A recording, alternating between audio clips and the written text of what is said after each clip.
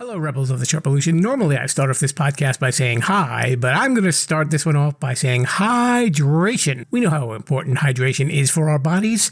It's the thing that keeps us running, right? You want to be a well-oiled machine. You want to be running efficiently. You know what can help you run efficiently? Liquid IV. It is the category-winning hydration brand fueling your well-being, and their hydration multiplier is the one product that you are missing in your daily routine. It comes in a little stick that's a powder, and in just one stick, you get 5 essential vitamins and 2 times faster hydration than water alone. If you use it first thing in the morning, maybe before a workout, when you feel run down, maybe after a long night out and doing a little partying, you know what I mean?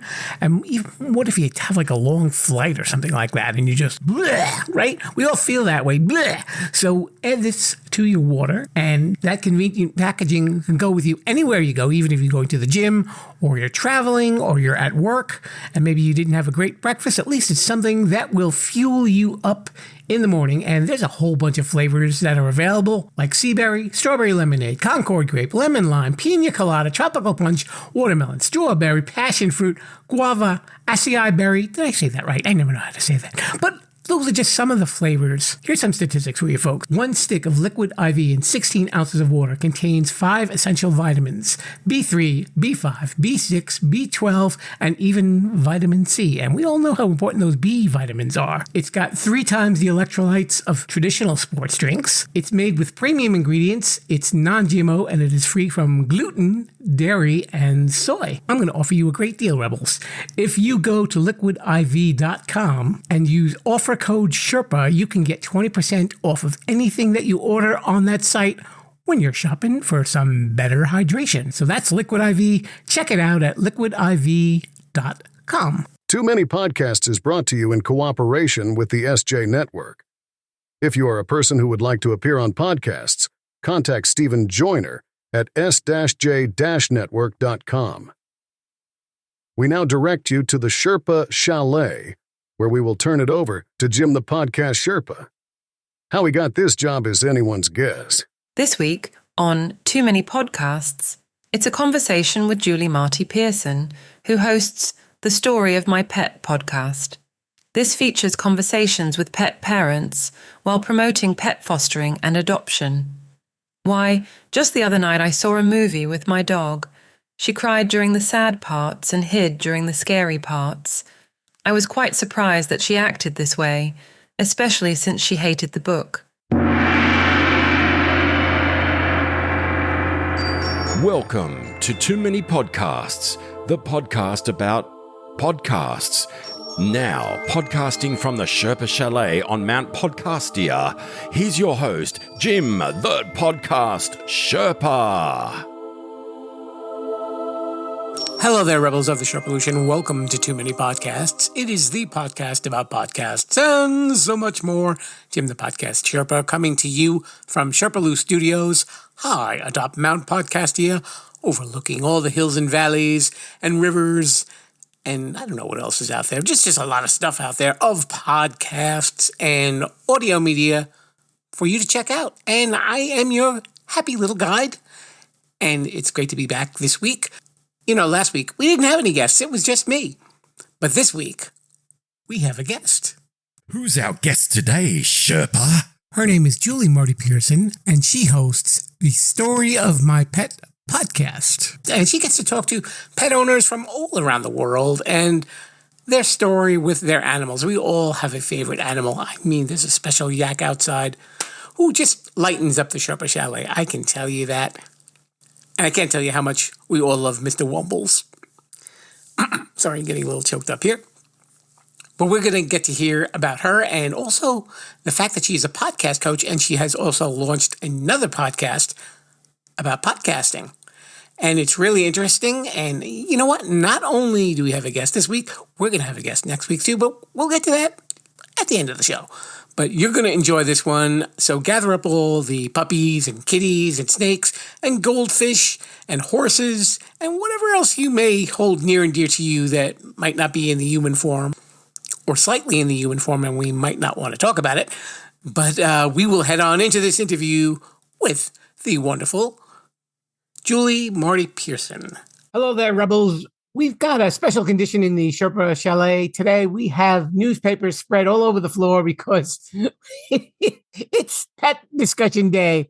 And the lady that I'm speaking to, her name is Julie Marty-Pearson, coming to us from the lovely state of California. She is the host and creator of the podcast, The Story of My Pet podcast. And she interviews all sorts of pet owners and pet parents, as you like to call them. And she talks about adoption and fostering animals. Julie, welcome to the show. Thank you so much for having me. I'm so excited to be here. We're pleased to have you here. And I'm sure all the animal lovers that are listening are glad to hear your voice as well. So when did you start all of this? When did you feel that a podcast was necessary? Well, back in 2021, I started thinking about podcasting. Mhm. At the time, I was doing career coaching. I was helping women with getting new jobs, transitions, things like that. My previous life was in higher education as a teacher and an administrator. But after the pandemic, I started doing different things.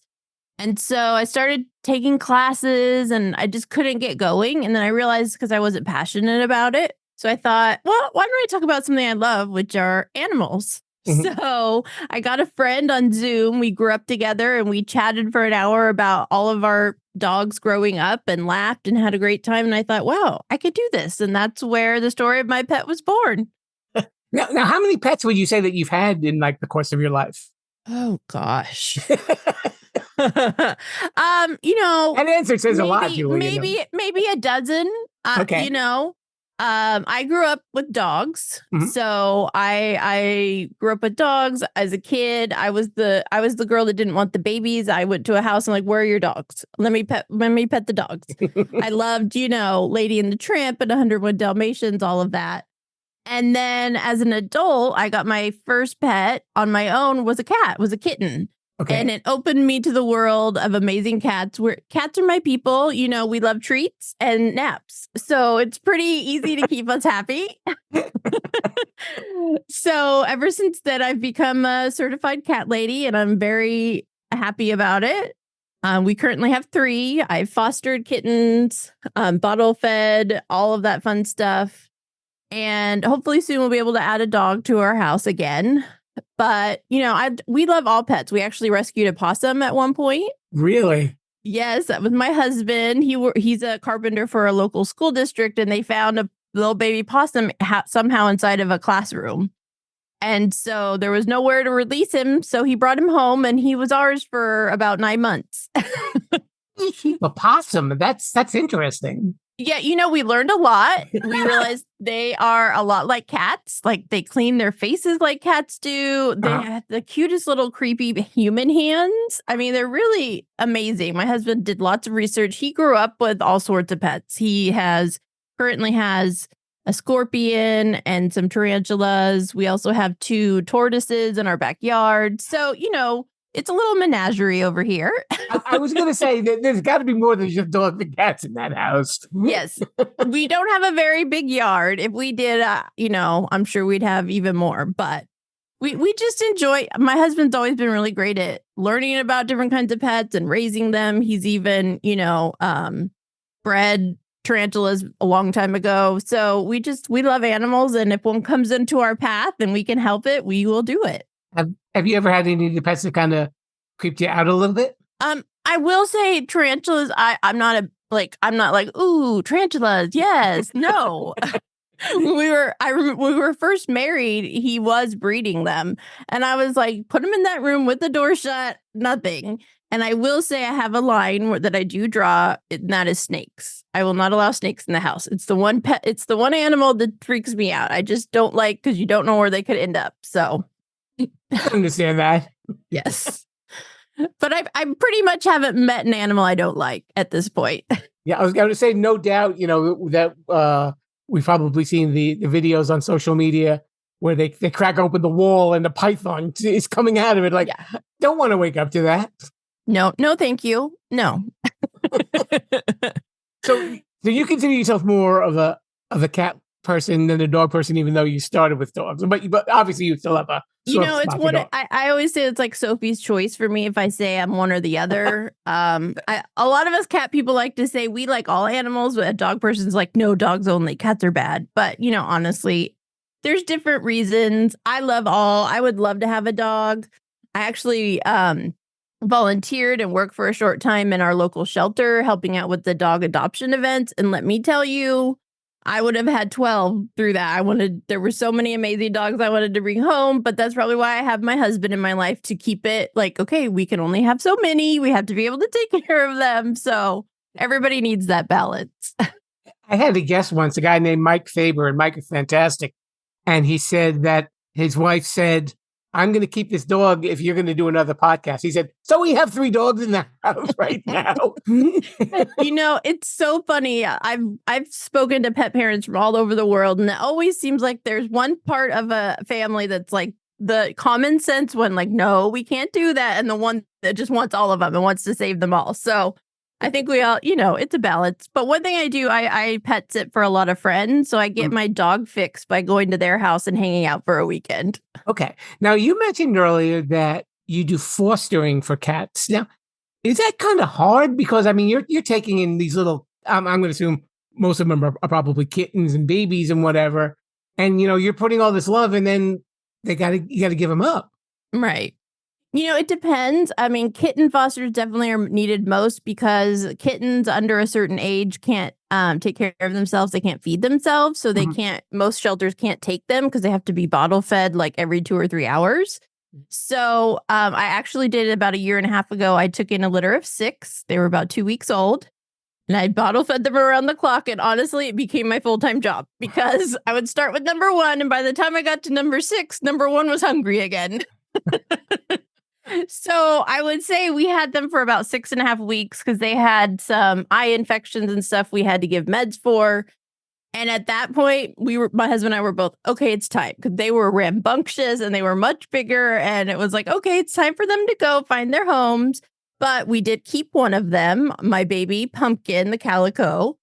And so, but fostering was kind of my way of getting a new cat. I knew if I fostered, I might be able to convince my husband to keep one. And that's how it worked out for us. And the great thing about fostering is you do get first dibs on the animal if you decide to keep them for your family. And, my shelter is great. And they spayed her and vaccinated her and all the things. So she was just fully loaded and ready to go. And she's become a great part of our family, but that always is something people worry about with fostering. You get attached. But I've interviewed a lot of people that talk about, yes, we get attached. We love to see them thrive, but we also know if we keep them, we can't foster the next one. And that's what we want to do. We want to make that space to keep saving them. So it's a great way to test out pets, maybe adopt them, but it's also a great way to help out shelters and rescues. And they all need fosters a lot right now. Yeah, I mean, obviously, all the shelters are probably all overflowing with animals. And I'm sure, especially during COVID, when people wanted pets and then all of a sudden they didn't want them anymore once the pandemic had died down, that probably added to their burden. What are some things that people should do, like if they're contemplating getting a pet or even fostering it, one way or the other?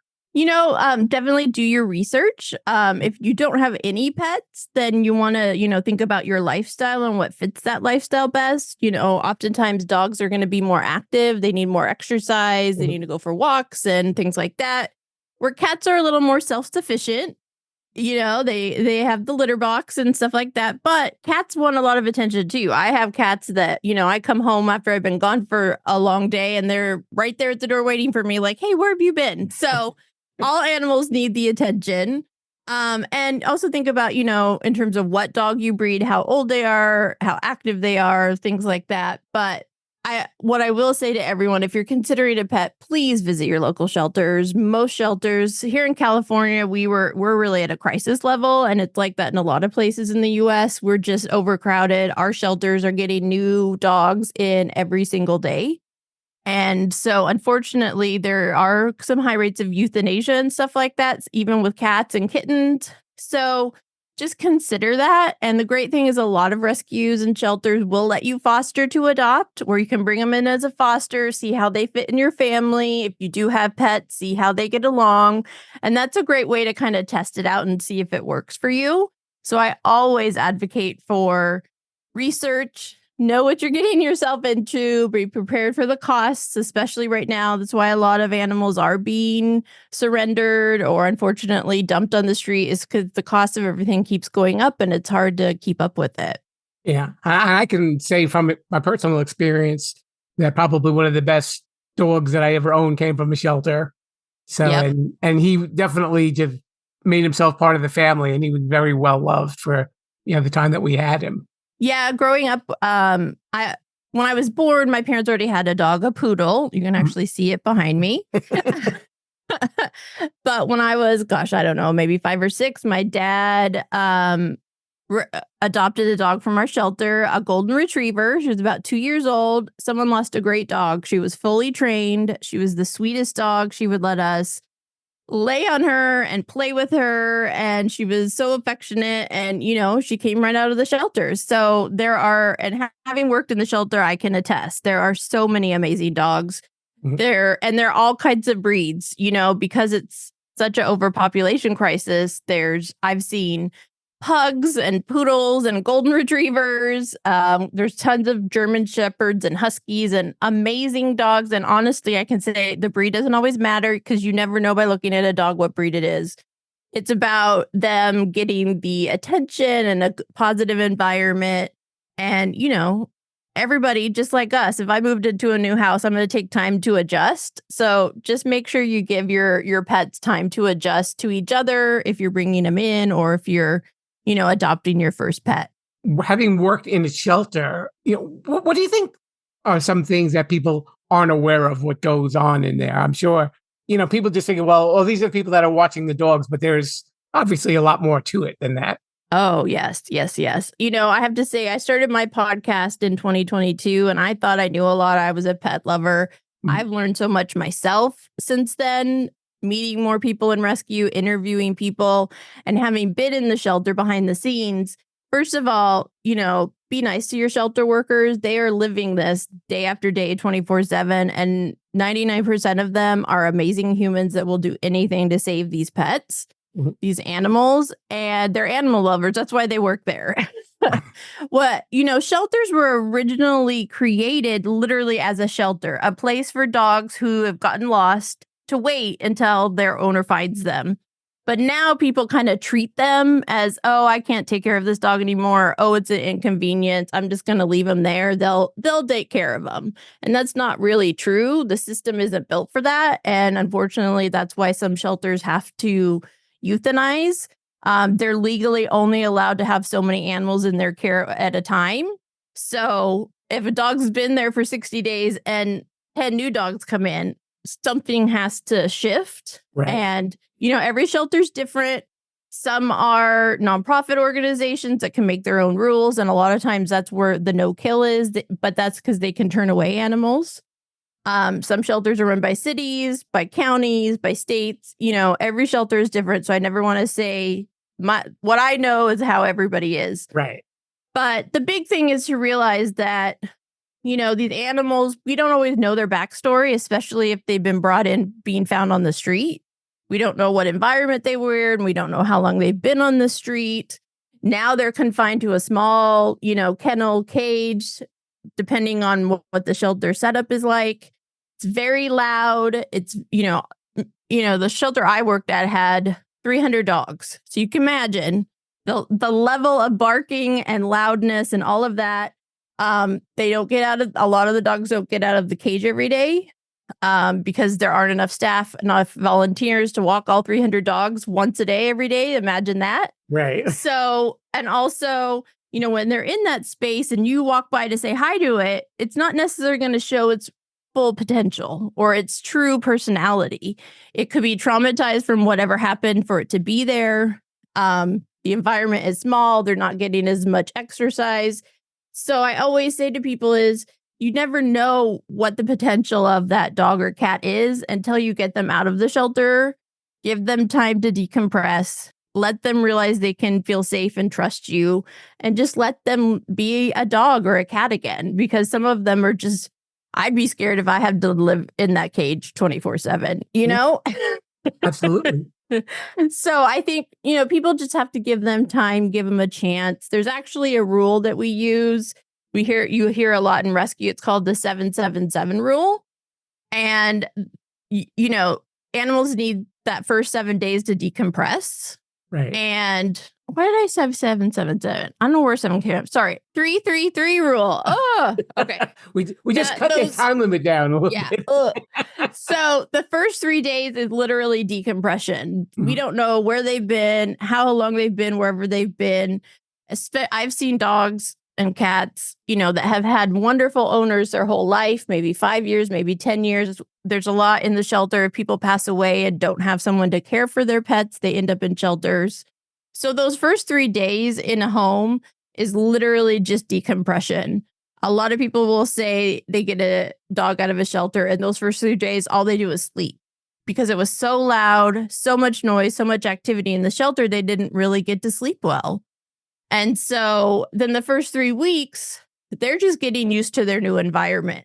They're, learning your habits, your schedule.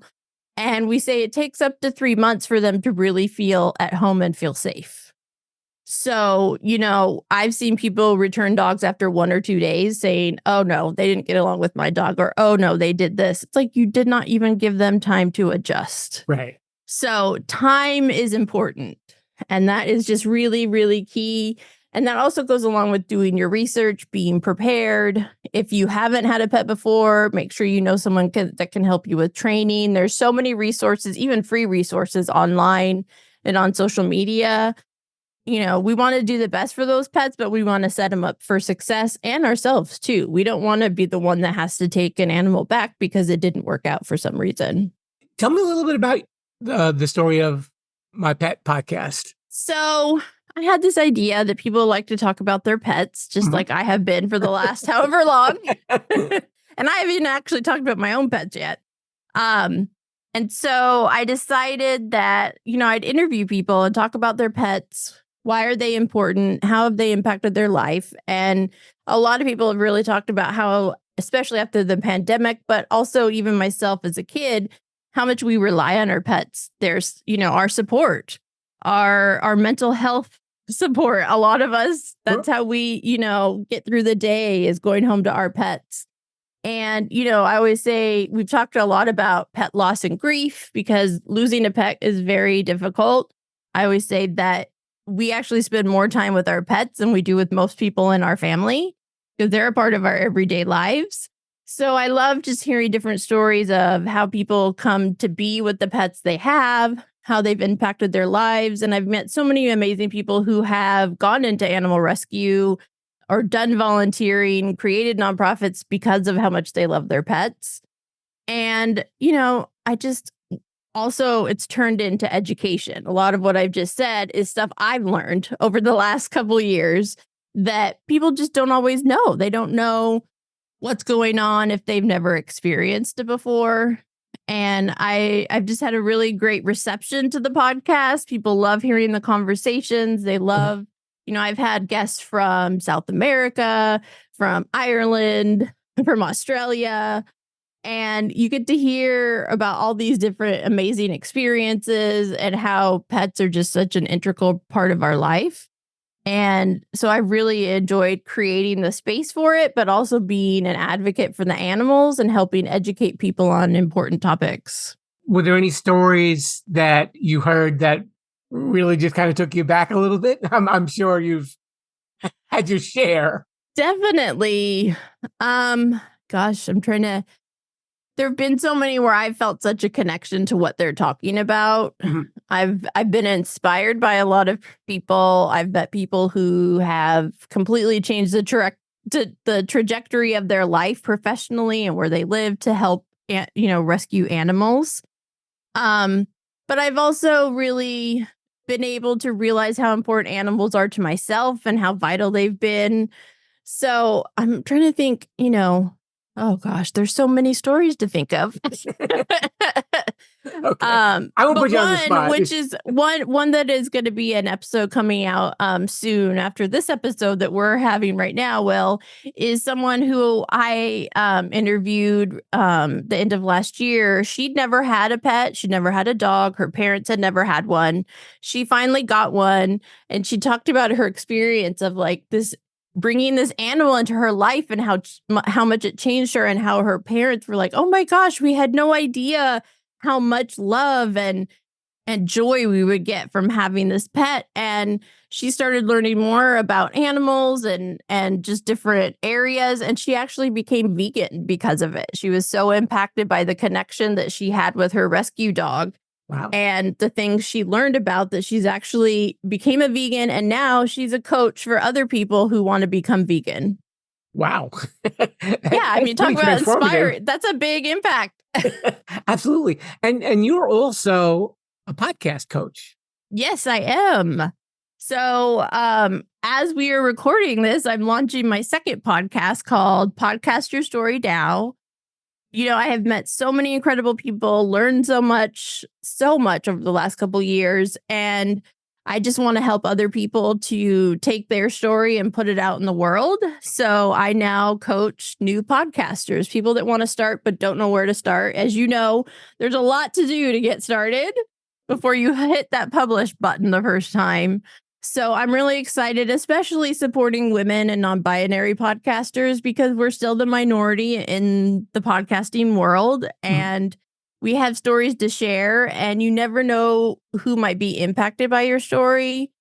And I really want to help others to be able to do that too. It's interesting because, you know, hearing you talk about this podcast and along with the pet podcast, when you think about it, a podcast, much like a pet, is something that can bring value to a person, you know? Absolutely. And like you said, you see yourself in a different light where, you know, when all of a sudden you're taking care of an animal, or whether you're on the microphone and you're telling people the story that you think that maybe you're the only one this ever happened to, but right, you get this feedback that's like, hey, I've been through this too. And, you know, it makes certainly the whole equation of it makes it people feel less alone in the world, I think. Oh, yeah. You know, I've realized podcasting is such a connecting process that it builds a community. And it's also it's very personal. You know, when I sit down by myself in the mic, like I'm connecting one-on-one with people that are listening.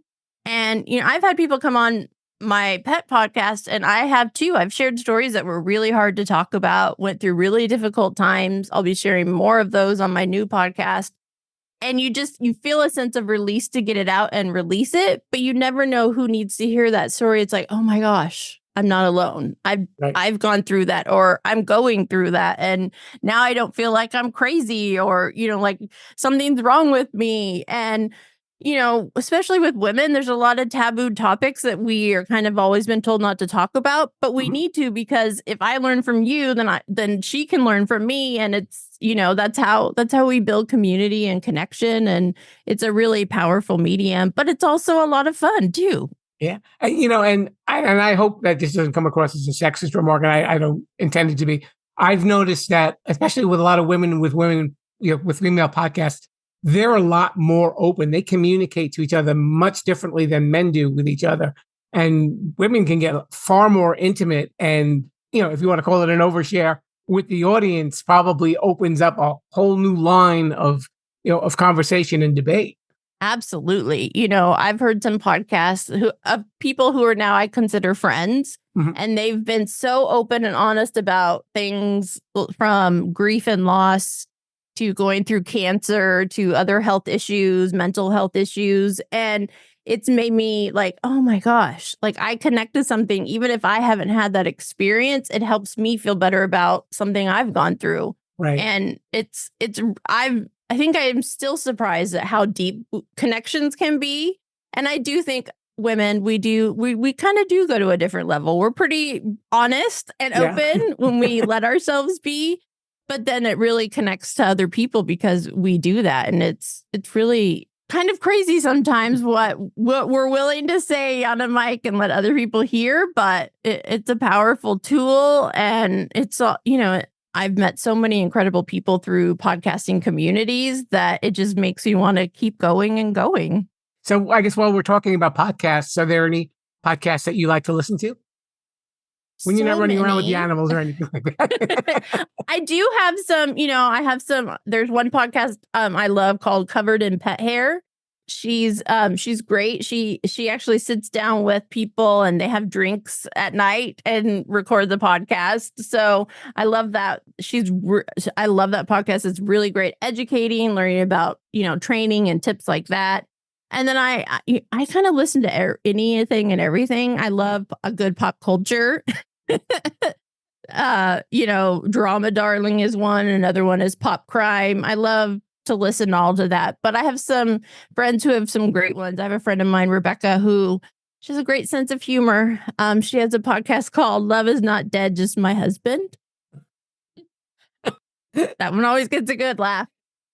And, she talks about her journey as a widow and helping other widows, but she's also battling cancer and talking about that very openly. And she's inspired me a lot to start my second and, put out more stories like that. So I think all those different ones I just talked about helps people realize how many different types of podcasts there are. I think sometimes it's like almost overwhelming, but there's something from everybody. And that's what I love about it. And I'm constantly finding new ones every day. So I like to go on and say, what's new today? What do I feel like listening to? And we have a portion of the show and it is called Shameless Self-Promotion. And this is where you can let everybody know where they can get in touch with you and see what's going on with your shows. Shameless self-promotion.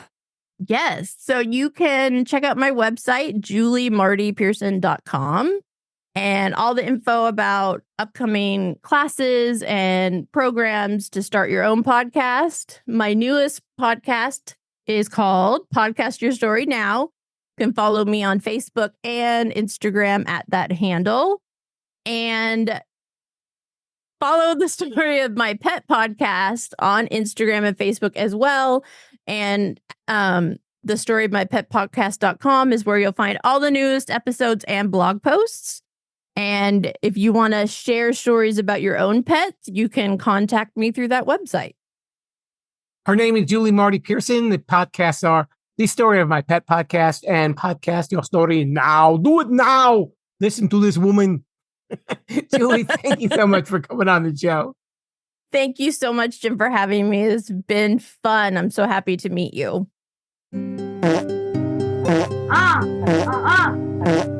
Now it's time for Sherpa Samples. If you've got a podcast you'd like us to sample, contact us, and we'll mention your name on the show.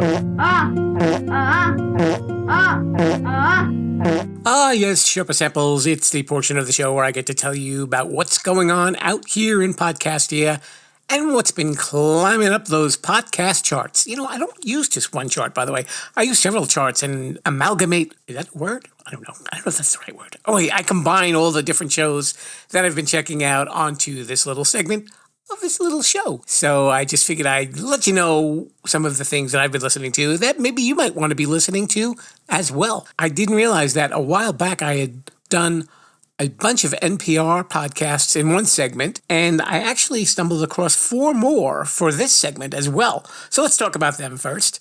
News-related, there's one called Trump's Trials. I'm sure you can figure out this one, Rebels. Sorry to be a little obvious about it. And it is legal experts discussing a lot of the trials that former president and presidential candidate Donald Trump is going through. There are a lot of cases that he's involved with, so I guess they've got a lot of material to deal with. But you definitely get a lot of expert legal opinion on here, and it's really interesting. It's not really politically biased. I think it's a pretty fair treatment of what he is dealing with as far as the legal system is concerned. Consider this is a long-running NPR podcast. I think for a while they were calling it Coronavirus Daily because there was so much news that was coming out during the course of the pandemic, but it's back to being Consider This. And the episode that I checked out had to do with the revival of the movie Shogun. And it was a TV movie which I believe starred Richard Chamberlain back in the, I want to say 70s, maybe late 70s, early 80s. And it has been revived, and it is now on, I believe, the Hulu streaming network. And there was a discussion of that show on the episode that I checked out. The Pop Culture Happy Hour, another popular one on NPR. And this was recorded before the Academy Awards. And the hosts were making their predictions of who would take home the big awards for the night. And they were pretty accurate for the most part, I think. I think they got everything right. I don't remember. And, of course, they had some interesting opinions on who they felt should have won, even though they didn't predict them to win. So pretty cool episode. The last NPR one is something called Code Switch, and it has to do a lot with the perspective of the Black culture. And this was an unusual episode. It was about how eating bugs had to do with racism. I know that sounds like an unusual topic, but the way the hosts break it down, it's not as crazy as you think it is. Soder is a podcast which is hosted by a comedian, I believe. His name is Dan Soder. And I believe he's based out of Colorado. And he just talks about all sorts of stuff. It's kind of like a no-holds-barred radio show, I guess. I know a while back, Dan Soder was on with Big J. Okerson on Sirius XM on a show called The Bonfire. If you were a fan of that, I'm sure you'd probably enjoy hearing Mr. Soder once again. Now, getting into the creepy and crimey stuff. Creepy and crimey? Okay. Just Creepy is a collection of stories about monsters and cryptids and all sorts of spooky things that go bump in the night. And 3 is a true crime podcast. And it's the story of 3 young girls who snuck out of their houses one night, but only 2 of them returned. Dun, dun, dun. What happened and why did it happen? And it gets into that. It's really scary stuff. And talking about scary stuff, I checked out this podcast. Even just the first episode kind of gave me the creeps. It's called The Rise and Fall of Ruby Franke.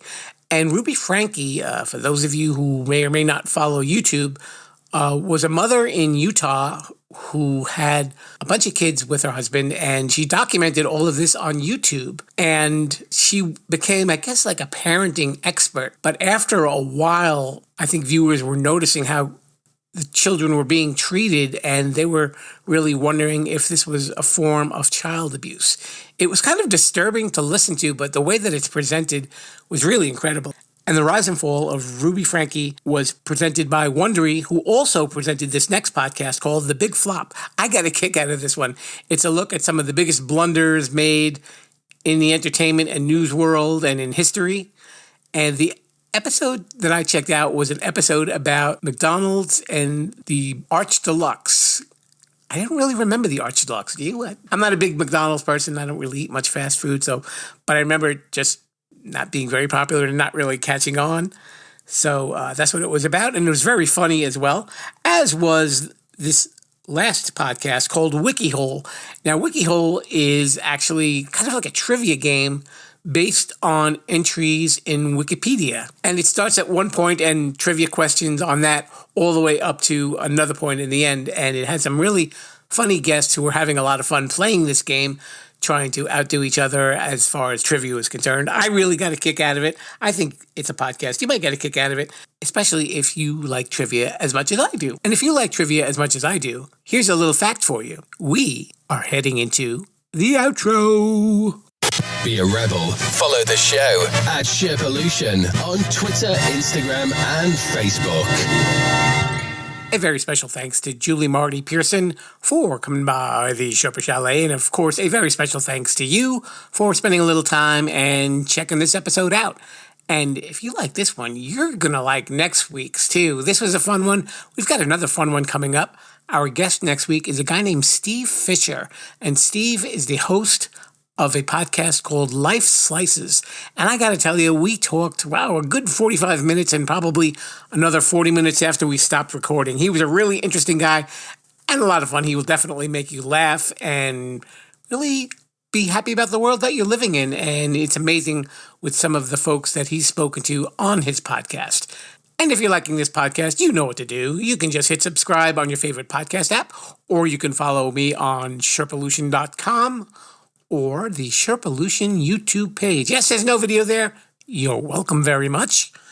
And I think that's every place that you can catch it. But we're all over the place. So make sure you stay up to date and check out all the fun shows that we will be having.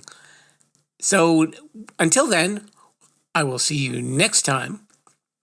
And if you want to keep up with the show, you can follow us on Sherpalution on Facebook, Instagram, and X, and even that TikTok thing where we do silly little videos to promote the show, of course. And I guess that's all we got to do. So I will be heading on out of here, and I will gladly be waiting for you next week. Till then, viva la Sherpalution. Thanks for listening to Too Many Podcasts. Please disperse. You can go home now. I said you can go home now. Viva la Sherpa-lation. Viva la Sherpa-lation. Oh. Yo, come back now, you hear? You know, Rebels, if you've been checking out some of my promotional ads on social media, you'll be aware that I have been using a lot of AI programs to help me create ads. But you know what? There's a lot more uses for AI than just funny little videos. And I'd like to introduce one of our new sponsors, Podium. It is a leader in creating AI tools for podcasters. Now, let's say you've got a podcast, or maybe you're even thinking of doing a podcast. You're probably wondering, well, how can AI be integrated with your workflow? I'll tell you about Podium. As a podcaster, you know that writing show notes and creating chapters and transcribing episodes takes a lot of time, and it can cost you a lot of money too. But you know what? That's where Podium comes in. It's an AI tool designed specifically for creators and podcasters with the goal of making post-production tasks quick and easy. And in just a few minutes, Podium generates show notes, chapters, summaries, clips for social media, a full transcript, suggested episode titles, social media posts, and more. Whew, that's a lot of work for one little program. Your show notes are key to your podcast's success because it helps new listeners find your podcast and they'll know if it's a fit for them. You know, kind of like Too Many Podcasts. It also improves your SEO, that's your search engine optimization. Ooh, big phrase there. And overall accessibility. And with Podium, you can focus on creating a great podcast and let Podium's AI do the heavy lifting. But Podium isn't just for solo creators and podcasters. It's a game changer for editors, producers, marketers, agencies, and production studios. Teams that use Podiums are able to increase workloads, decrease turnaround times, and improve their quality. How does it work? Very easy. First, go to Podium's website, and you'll see that link that's right there in the show notes. You get 3 hours free just to try it. Pretty cool, huh? And using that link also supports this show as well. And you know what else happens? Because I'm a good guy. You use my link, you will get 50% off for your first month. So visit the site, upload an MP3 file, and download your files, and that's it. And if you need anything else, you can use Podium GPT to generate articles and any marketing copy you might need in seconds. Instant show notes, transcripts, chapters for your podcast or channel. This will level up that podcast. So check out Podium today.